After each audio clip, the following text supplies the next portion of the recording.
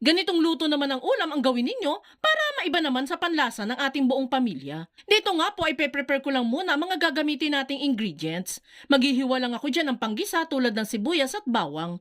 3 cloves lang po ng bawang at medium size na sibuyas ang gagamitin natin dito. Sunod na natin dyan ang kamatis, carrots at patatas. Sa mga ingredients pa lang na pre-prepare natin, guys, masasabi mo na talagang special yung lulutuin nating ulam today. Pag okay na pala yung nahiwa nating kamatis, carrots at patatas, ay last na nating ihiwain itong string beans at mga saging na saba. Kapag na-prepare na natin lahat ng ingredients, ay proceed na tayo sa pagluluto. Dito sa ating kawali ay magpapainit lang muna tayo dyan ng mantika. Then kapag mainit na yan, ay sisir lang natin ang carrots, patatas at saging na saba.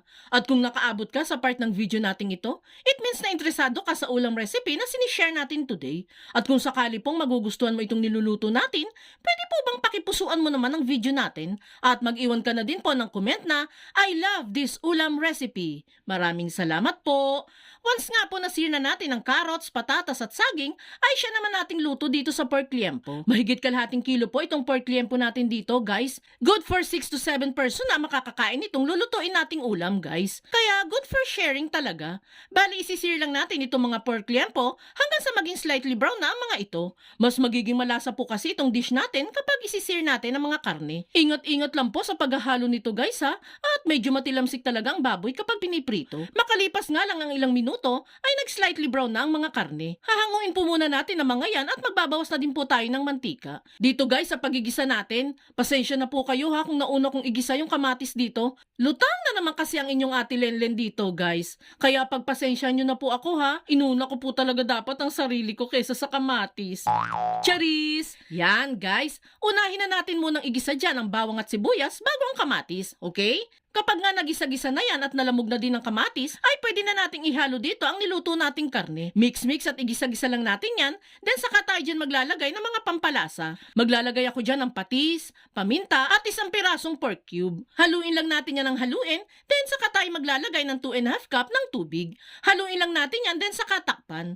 Pakukuluan lang natin ang karne dito ng 10 minutes hanggang sa lumambot. Makalipas nga ang 10 minutes, ay buksan at i-check natin kung malambot na nga ba ang mga karne. And kapag ganun na nga, ay saka natin isunod dito ang 1 pouch ng pork and beans at estimated 3/4 cup ng tomato sauce. Haluin lang mabuti hanggang sa humalo na maigi yung mga dinagdag nating ingredients.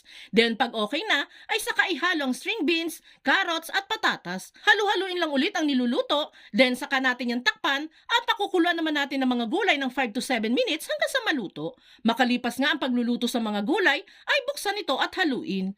At this point ay pwede na nating ihalo dito ang saging at repolyo. Huli lang nating inilagay yan since madali lang naman pong maluto ang mga ito. Takpan at hayaan lang nating umimpis ang repolyo. Dito, guys, lumipat na ako ng pinaglulutuan ko. Baka kasi magkanda tapon-tapon itong niluluto natin kapag hinahalo. Lulutuin na lang natin dyan yung mga gulay na dinagdag natin hanggang sa lumambot. Then saka natin yung tikman kung may kulang pa ba sa lasa. Nag-add pa po pala ako dyan ng konti pang patis. Medyo natatabangan pa kasi ako sa lasa. Pakukulang pa natin yan ng huling 1 minuto. And ready to serve na itong pangmalakasan at simut-sarap na puchero recipe.